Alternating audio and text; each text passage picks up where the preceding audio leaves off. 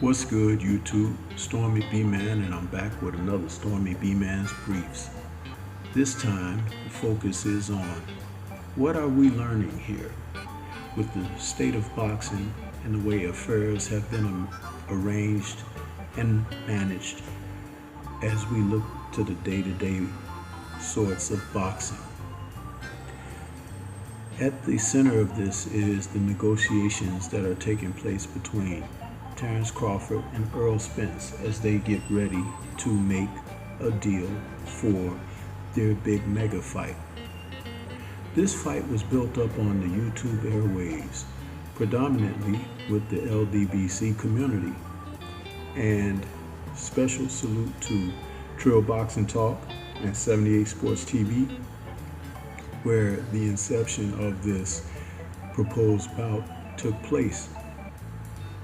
One of the things you have to look at is, with social media being what it is today, a number of fighters have used social media, but not necessarily used it in its most advantageous manner. Fighters have been difficult to deal with, difficult as far as getting a soundbite from them for interviews. They have their favorites, and then they have those that they look down upon and despise. But at the same time, you cannot deny the fact that with a social media platform, it could benefit fighters tremendously. There is a reciprocity in this, where the social media platforms and the fighters that participate in the sport can ultimately come together and work together where there's a mutual benefit. Now you can see specifically with these two fighters and what they're trying to accomplish that the networks are having difficulty crossing the T's and dotting the I's.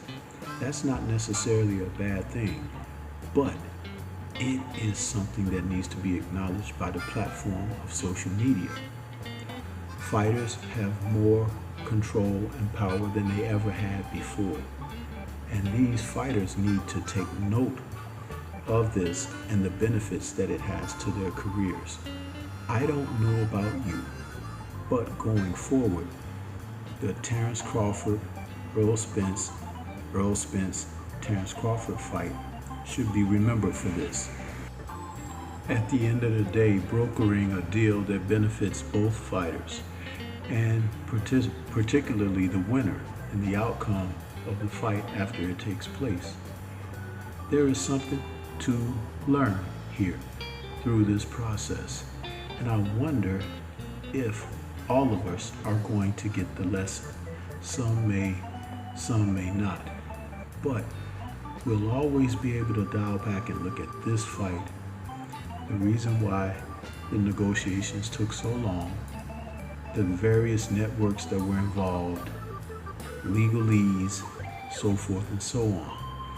But it's time for fighters to take that next step. Yes, they have increased the purses for fights, but it's time to increase the business sense of boxing. And once fighters are able to get a greater grasp over that, their careers and what transpires thereafter will be at a better place.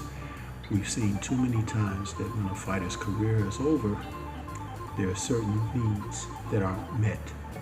But just maybe through this process, we expedite fighters having a better opportunity going forward. What do you think about this? And where do you feel fighters going forward in the future can benefit off of the observation of these negotiations? I truly believe that it's breaking new ground, and there is a lesson to be learned here. Tell me what your thoughts are. This is Stormy B-Man. Shout out to the mighty LDBC and Liberated Perspective, the third eye view of the world. For more content such as this, please like, comment, subscribe, and share. This is all I have for you at this time. Peace to everyone out there, and everyone please remain safe.